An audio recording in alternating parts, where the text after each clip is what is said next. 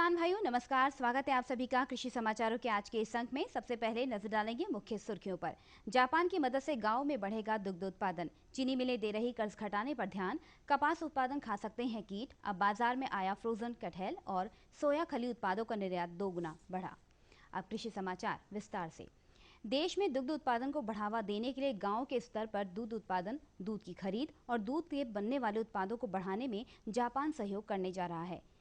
केंद्र सरकार ने अगले 5 वर्षों तक किसानों की आय को दोगुना करने के सरकार के लक्ष्य को प्राप्त करने के लिए राष्ट्रीय डेयरी अवसंरचना योजना के लिए जापान अंतर्राष्ट्रीय सहयोग एजेंसी से 20,057 करोड़ रुपए का ऋण लेने का प्रस्ताव तैयार किया है। केंद्रीय कृषि मंत्री ने पिछले दिनों जानकारी दी कि जापान के आर्थिक कार्य विभाग ने इस प्रस्ताव को अपनी सैद्धांतिक सहमति भेज दी है। इसके तहत देश के 121.83 लाख दूध उत्पादकों को जोड़कर गांव के स्तर पर 524.20 लाख किलोग्राम दूध प्रतिदिन की दूध शीतन क्षमता का सृजन किया जाएगा।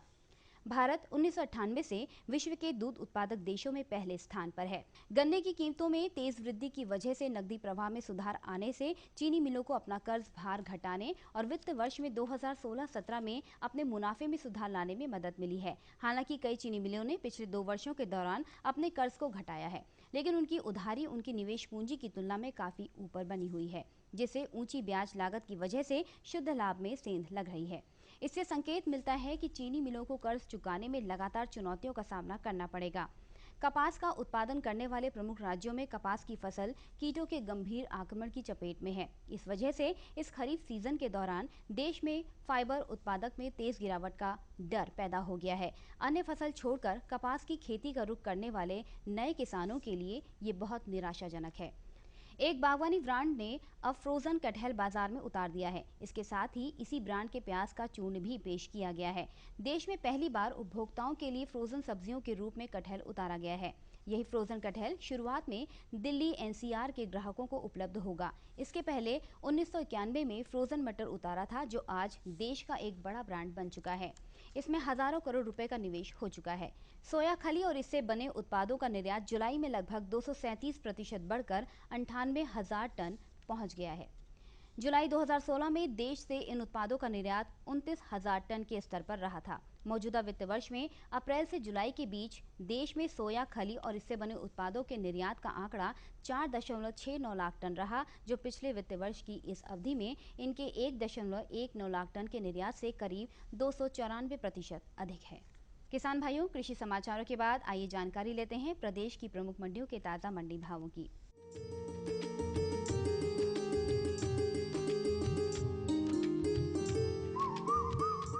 प्रदेश की मंडियों में गेहूं का भाव प्रति कुंटल इस प्रकार रहा।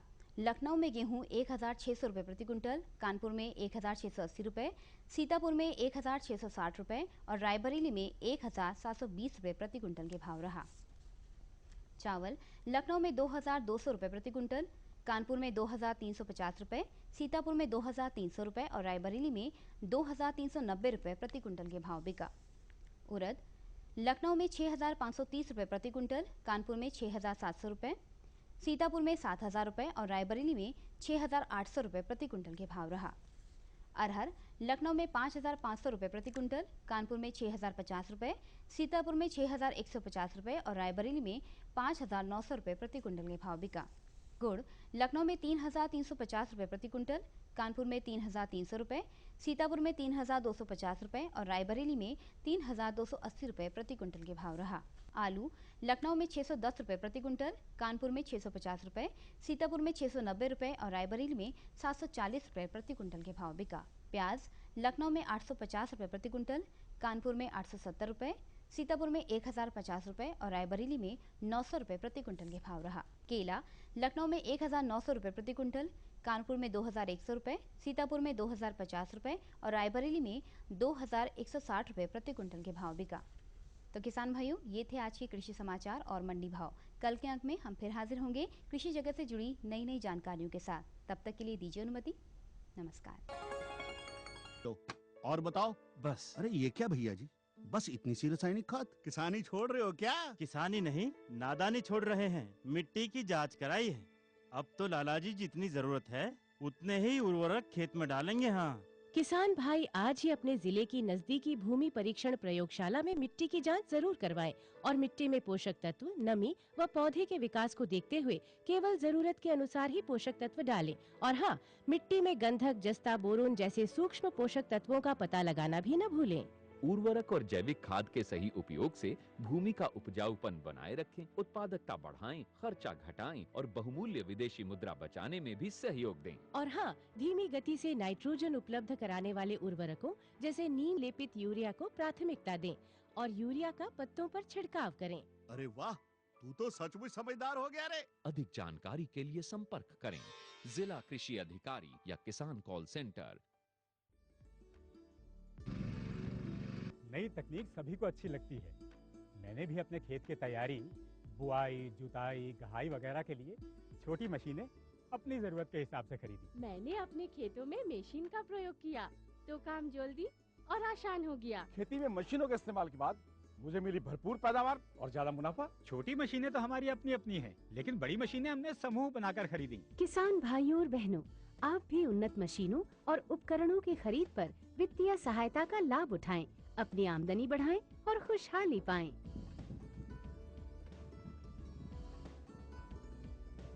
हो गया।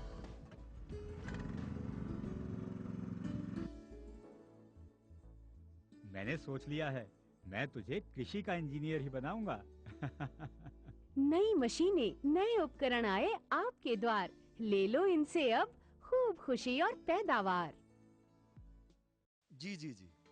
किससे बात कर रहे थे इतना हंस हंस कर? किसान कॉल सेंटर में विशेषज्ञ से खेती के बारे में सलाह ले रहा था। सुबह भी, रात को भी? किसान कॉल सेंटर सुबह 6 बजे से रात को 10 बजे तक खुलता है। रविवार को भी? साल के 365 दिन खुलता है। पर तुम ये सब क्यों पूछ रही हो? मैं तो कुछ और ही समझी थी। कृषि संबंधी समस्याओं का अपनी भाषा में तुरंत समाधान पाने के लिए पूरे भारत में किसी भी फोन से राष्ट्रीय हेल्पलाइन नंबर 1800-180-1551 पर संपर्क करें।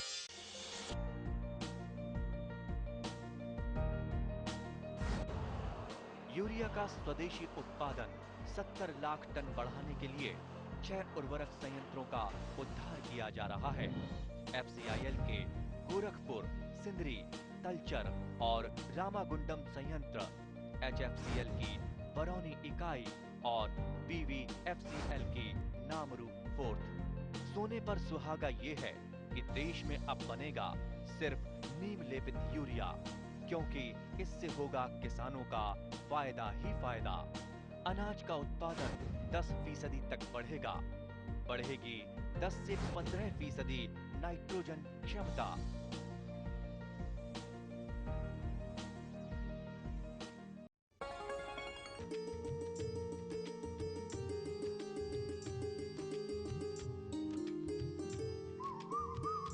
नमस्कार, कृषि समाचारों के बाद में कृषि दर्शन कार्यक्रम के इस अंक में आपका स्वागत है। किसान भाइयों, जैसा कि हम सभी जानते हैं, हमारे किसान भाई खेतों में बहुत ज़्यादा मेहनत करते हैं ताकि उन्हें बेहतर परिणाम प्राप्त हो सके, लेकिन सही समय पर सामयिक कार्य ना होने की वजह से बेहतर परिणाम से वो चूक जाते हैं। इस संदर्भ में आज हम जानेंगे कि धान में सामयिक कार्य कौन कौन से हैं जिनको करने से हमारे किसान भाई बेहतर लाभ प्राप्त कर सकते हैं। इस विषय पर विस्तार से जानकारी देने के लिए हमारे स्टूडियो में आमंत्रित हैं डॉक्टर राजेश कनौजिया जी, जो कि कृषि विज्ञान केंद्र रायबरेली में शस्य वैज्ञानिक है। आइए उनसे विस्तार से जानकारी हासिल करते हैं। डॉक्टर साहब, आपका हमारे स्टूडियो में बहुत बहुत स्वागत है। डॉक्टर साहब, सबसे पहले तो हम ये जानेंगे कि इस वक्त धान के संदर्भ में कौन कौन से सामयिक कार्य हैं जिनको करने से हमारे किसान भाई ज़्यादा से ज़्यादा लाभ प्राप्त कर सकते हैं। जी, जैसा कि जो हमारी धान की रोपाई का कार्यक्रम है वो जून के प्रथम सप्ताह से प्रारंभ कर देते हैं किसान भाई और जुलाई तक चलता है। इस समय अगर हम बात करें तो किसान के खेत में जो फसलें हैं वो 1 से 1.5 महीने की है, और जो किसान भाइयों ने बहुत पहले बुआई कर ली थी, रोपाई कर ली थी, वो उससे भी ज़्यादा अवधि की है। तो अगर हम समसामयिक कार्यों के बारे में बात करें तो इस समय किसान भाइयों को फसल में खाद उर्वरक प्रबंधन करना है, खरपतवार प्रबंधन है, कीट एवं रोग नियंत्रण है। ये सारे समसामयिक कार्य हैं जिन्हें किसान भाई समय पर करते हैं तो उससे उन्हें अच्छा लाभ प्राप्त होता है। तो हमें सबसे पहले तो ये जानना ज़रूरी है कि खाद प्रबंधन जो है किस तरीके से करें और कब कितनी मात्रा में हमारे किसान भाई करें ताकि उन्हें बेहतर लाभ प्राप्त हो सके। अच्छा, ये एक महत्वपूर्ण पार्ट है अच्छी उत्पादन लेने का। तो खाद और उर्वरक प्रबंधन में जैसा कि किसान भाई लोग हमारे यूरिया डीएपी का प्रयोग जो है बेसल ड्रेसिंग के रूप में भी करते हैं, और उसके बाद जो है 2 टॉप ड्रेसिंग करनी होती है धान की फसल में यूरिया की। तो इस समय जो है जिन किसान भाइयों की जो फसल है वो 30 से 35 दिन हो गए हैं रोपाई किए हुए, तो उन्हें जो है यूरिया की टॉप ड्रेसिंग करनी होगी। और अगर हम मात्रा की बात करें तो 30 किलोग्राम प्रति एकड़ की दर से यूरिया को उन्हें टॉप ड्रेसिंग करना है। इसके साथ ही साथ क्योंकि जो हमारा बेल्ट है वो धान और गेहूं फसल चक्र पर आधारित है, ऐसे में जिंक की कमी जो है वो हमारे खेतों में परिलक्षित होती है, जिसकी वजह से पौधों का विकास बेहतर नहीं हो पाता है। तो ऐसे में बहुत से हमारे किसान भाई जिंक जो है वो बेसल ड्रेसिंग के रूप में भी डालते हैं, लेकिन अब अगर बेसल ड्रेसिंग नहीं कर पाए हैं तो यूरिया के साथ साथ वो 2 किलोग्राम जिंक का भी जो है वो प्रयोग कर सकते हैं एकड़ के हिसाब से। ये मुख्य रूप से आमतौर पर जो खाद प्रबंधन है वो है। इसके साथ ही साथ आजकल किसान भाइयों के बीच में घुलनशील NPK वो काफ़ी प्रचलित हो रहा है और उसका काफ़ी अच्छा रिस्पांस है, क्योंकि ये जो NPK हमने बताया घुलनशील, इसमें नाइट्रोजन, फास्फोरस और पोटास तीनों तत्व हैं पौधों के लिए, और ख़ास बात यह है कि ये घुलनशील अवस्था में है। तो अगर किसान भाई 1 किलो NPK प्रति एकड़ की दर से अपने खेतों में इसका छिड़काव करते हैं तो इससे जो है पौधे को अच्छी मतलब खुराक मिल जाती है NPK के ऊपर से, और पौधों का विकास अच्छा होता है। जी अच्छा, तो कितनी मात्रा के साथ साथ किस समय डालना चाहिए ये भी निर्धारित होता है क्या? जी हाँ, समय का तो निर्धारण होता ही है। जैसे अभी रोपाई के बाद हमने बताया कि यूरिया की टॉप ड्रेसिंग जो है वो 30 से 35 दिन में करनी है। साथ ही साथ ये जो NPK मिक्सचर की बात होती है, NPK मिक्सचर अगर जैसे यूरिया की टॉप ड्रेसिंग नहीं हो रही है तो आप NPK मिक्सचर का प्रयोग कर सकते हैं। अगर मान लिया हमने यूरिया की टॉप ड्रेसिंग 30 से 35 दिन में कर दी है तो NPK मिक्सचर उसके 10-12 दिन बाद हम उसका प्रयोग कर सकते हैं। कहने का तात्पर्य ये है कि कहीं ना कहीं हम विभिन्न तत्वों को, पोषक तत्वों को पौधों को उपलब्ध कराते हैं, तो बीच में अगर कोई टाइम में हम इसका भी समावेश कर दें NPK का तो वो लाभदायक होता है। क्या डालते समय कोई सावधानी रखने की भी ज़रूरत पड़ती है क्या? सावधानी का तो यही है कि खेत में नमी होनी चाहिए खासतौर से, और जो NPK की बात जहाँ तक है तो उसके लिए ये है कि वो किसान भाई यूरिया के साथ मिला कर ना करें, बल्कि उसको जो है घोल बनाकर 120 लीटर पानी करीब लगता है 1 एकड़ में, तो उसमें NPK 1 किलो घोल बनाकर उसका छिड़काव करें, ना कि उसे मिलाकर और यूं ही बुरकाव करें। ये सावधानी बरतने की। डॉक्टर साहब, सबसे बड़ी जो समस्या हमारे किसान भाइयों के सामने आती है वो है खरपतवार की।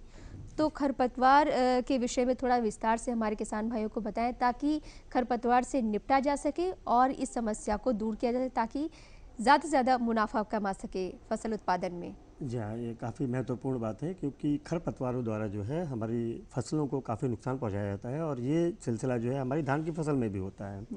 तो जहाँ तक खरपतवार प्रबंधन की बात है तो एक तो ये होता है कि धान में किसान भाई जो हैं रोपाई के तत्काल बाद 3 दिन के अंदर अंदर खरपतवार नाशी का प्रयोग करते हैं, जिससे कि जो खरपतवार जागृत होने वाले हों वो अंकुरित ना होने पाए और वो पहले से ही उसका नियंत्रण हो जाए।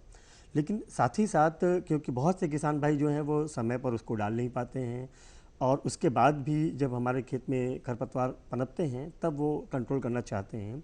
ऐसे में अब जो है किसान भाइयों के लिए अंकुरण के पश्चात भी खरपतवार नियंत्रण करने के लिए दवाएं हैं, जैसे बिस्पायरीबैक सोडियम वो विभिन्न कंपनियां बना रही हैं, जिसका कि 100 ml जो है मात्रा होती है वो 1 एकड़ के लिए पर्याप्त होती है। और इस दवा के प्रयोग करने से, और इसकी जो अवधि है वो 30 से 35 दिन पर, जैसे तो ये हमने क्या अभी इस वक्त छिड़काव कर सकते हैं इसका? जी हाँ, जिन किसान भाइयों को अपनी फसल को रोपाई किए हुए 30 से 35 दिन हो गए हैं, या जिनका 30 से 35 दिन होने वाला है, तो वो लोग इसको प्लान कर सकते हैं। और ये जो बिस्पायरीबैक सोडियम है ये 100 ml 1 एकड़ में इसका अगर प्रयोग करते हैं तो जितने भी चौड़ी पत्ती और संकरी पत्ती वाले जो खरपतवार होते हैं, क्योंकि खरपतवार जो लगते हैं वो चौड़ी पत्ती और संकरी पत्ती वाले होते हैं, तो इन सभी को ये नियंत्रित कर लेती है ये हमारी बिस्पायरीबैक सोडियम, और इससे क्या होता है हमारी फसल को विकास के लिए उचित माहौल मिलता है। अच्छा, तो छिड़काव करते वक्त भी कुछ ध्यान में रखने की ज़रूरत होती है क्या? जी हाँ, छिड़काव करते वक्त ये होता है कि आमतौर पर किसान भाइयों को काम को शीघ्रता से निपटाने के चक्कर में थोड़ा पानी की मात्रा पर वो थोड़ा ध्यान नहीं देते हैं, वो कम पानी में ही करने की कोशिश करते हैं, जैसा कि ये व्यावहारिक रूप से देखने में आता है। तो करीब 120 लीटर पानी, यानी कि किसान भाइयों को 6 टंकी तो पानी कम से कम इस्तेमाल करना चाहिए, वो जो पीठ वाली मशीन होती है, और उसमें प्रॉपरली उसको मिक्स करके और तब स्प्रे करना चाहिए, जिससे कि कभी कभी होता क्या है कि कम मात्रा में पानी मिलाने से जो हमारी धान की फसल है उसमें भी स्कॉचिंग इफेक्ट हो जाता है। तो अच्छा, एक चीज़ हमारे जहन में उठती है कि जो खरपतवार है तो इनके उगने की जो वजह होती है वो क्या रहती है? देखिए, खरपतवार उगने की जो कारण हैं बहुत से हैं। वायु द्वारा खरपतवार आते हैं, सिंचाई के जो जल के स्रोत होते हैं तो वहाँ से आते हैं। साथ ही साथ क्योंकि हमारे खेत में जब कोई लगातार एक फसल चक्र अपनाया जाता है तो वो जो खरपतवार के बीज होते हैं वो हमारे खेतों में पड़े होते हैं, और जैसे ही उनका अनुकूल वातावरण आता है वो जागृत हो जाते हैं। तो ये सिलसिला साल दर साल चलता रहता है। हर साल हम धान लगाएंगे अगर, तो धान के साथ खरपतवार जगता है, खरपतवार जगता है तो उसके बीज बनते हैं, और बाकी और भी फैक्टर्स हैं, लेकिन मुख्य फैक्टर्स यही होते हैं कि हमारे खेत के साथ साथ बाहर से भी उत्पत्ति होती है, और इस तरह से हमारे खेत में खरपतवारों की समस्या रहती है। अब बात आती है कीट की, कि बहुत सारे कीट जो हैं वो हमारी फसल को बहुत ज़्यादा नुकसान पहुंचाते हैं।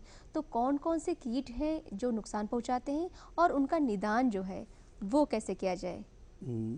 जहाँ तक इस समय की समसामयिक बात करें तो इस समय जो मुख्य रूप से धान की फसल में कीट नुकसान पहुंचा रहे हैं या पहुंचाने की संभावना जिनकी होती है, तो ये है कि दीमक। अगर वैसे तो इस बार क्या है कि मानसून अनुकूल होने की वजह से बराबर पानी मिल रहा है और किसान भाई सिंचाई भी बीच में कर रहे हैं। एक तो दीमक की समस्या होती है जहाँ पर शुष्क वातावरण होता है। दूसरा ये है कि अगर ज़्यादा भराव है जल का तो ऐसे में जल की सूढ़ी होती है जो जड़ों पर चिपकती है, सफ़ेद सफ़ेद चावल के दाने की आकृति की होती है जो जड़ों को काटती है, वो हो गया। साथ ही साथ तना छेदक एक कीट है जो कि तने में जो है एंटर कर जाता है और तने के मुलायम भागों को खा लेता है, जिससे वहाँ सड़न हो जाता है।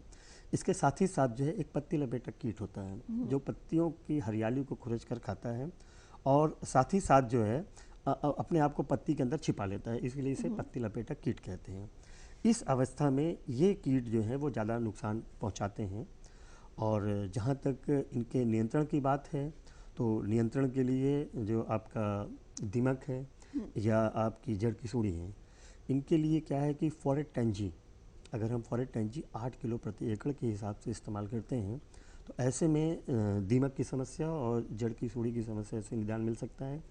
इसके साथ ही साथ दीमक के नियंत्रण के लिए क्लोरोपाइरिफास दवा भी है जो लिक्विड रूप में है, घोल के रूप में है, उसका इस्तेमाल किया जा सकता है। जहाँ तक पत्ती लपेटक की बात है तो पत्ती लपेटक कीट के लिए क्यूनालफास करीब 500 मिलीलीटर प्रति एकड़ की दर से, और उसके साथ ही साथ कोराजेन दवा है जो 100 मिलीलीटर एकड़ के हिसाब से लगती है।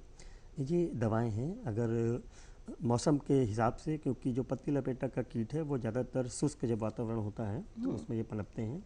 तो जैसा अगर किसान भाइयों को इस तरीके को लक्षण दिखाई देता है तो वो प्रॉपर दवा का इस्तेमाल कर बचाव कर सकते हैं। अच्छा, इसके अलावा बात आती है रोगों की, तो कौन कौन से रोग हैं जो हो जाते हैं फसल में, और उसका जो निदान है वो हमारे किसान भाई किस तरीके से करें?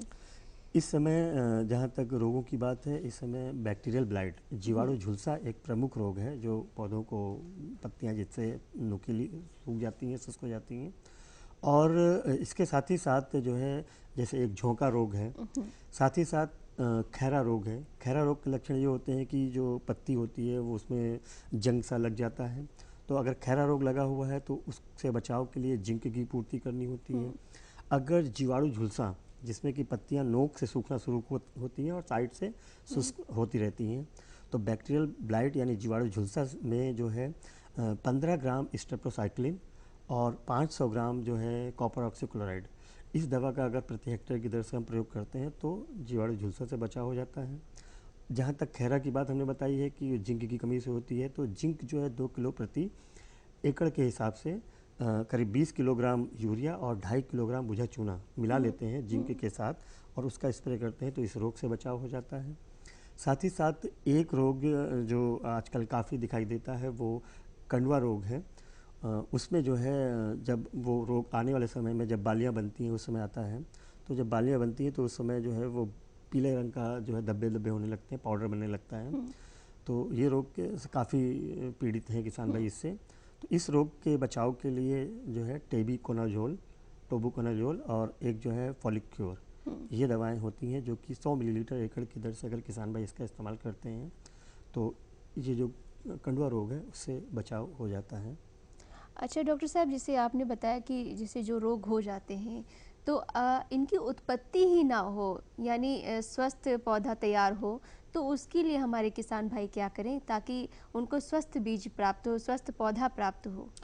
जी हाँ, ये आपका प्रश्न बहुत ही महत्वपूर्ण है और इस बारे में किसान भाइयों को समय समय पर जागरूक भी किया जाता है, क्योंकि अगर हम रोग ना लगने के लिए पहले से ही प्लान करें तो इसके लिए बात आती है टीकाकरण यानी बीज उपचार की। तो अगर किसान भाई अपने बीज को बुआई के समय ही उपचार कर लें बीज को, तो ऐसी बहुत सी बीमारियां हैं, सभी बीमारियों के लिए नहीं कहा जा सकता है, लेकिन ऐसी बहुत सी बीमारियां हैं जो कि बीज जनित जो रोग होते हैं वो नहीं होने पाते हैं। तो टीकाकरण यानी कि बीज उपचार एक विधि है जिसके द्वारा हम रोग खेत में ना पनपने देने की व्यवस्था बना सकते। जैसे जब हम बीज का इस्तेमाल करते हैं तो उसी वक्त जो फफूंदनाशक दवाएं होती हैं या जीवाणुनाशक दवाएं होती हैं, तो फफूंदनाशक की बात करें तो 3 ग्राम कार्बेंडाजिम जो है 1 किलो बीज के लिए जो है वो पर्याप्त होता है। तो जितना हमारा बीज हमें इस्तेमाल करना है उसी अकॉर्डिंग हम मल्टीप्लाई कर लेते हैं। अगर 10 किलो बीज इस्तेमाल करना है तो 30 ग्राम जो है कार्बेंडाजिम, उसको हम पानी में घोलकर और बीज को उसमें मिक्स कर देते हैं, जिससे कि जो है वो दवा जो है बीज में अच्छी तरीके से मिक्स हो जाए। ये तो रासायनिक है। इसके साथ ही साथ जैविक की अगर हम बात करें तो ट्राइकोडर्मा वीडी जो है, जो फफूंदनाशक है, बहुत ही अच्छा जो है जैव उत्पाद है। तो इसका 5 ग्राम मात्रा प्रति किलो बीज की दर से अगर हम इसको बीज को उपचार कर लें तो ऐसे में कई ऐसी जो बीमारियां हैं जो कि इस उपचार के द्वारा जो है रोका जा सकता है। जी डॉक्टर साहब, आप हमारे स्टूडियो में आए, आपने इतनी बहुमूल्य जानकारी धान के सामयिक कार्य के संदर्भ में दी, इसके लिए बहुत बहुत धन्यवाद।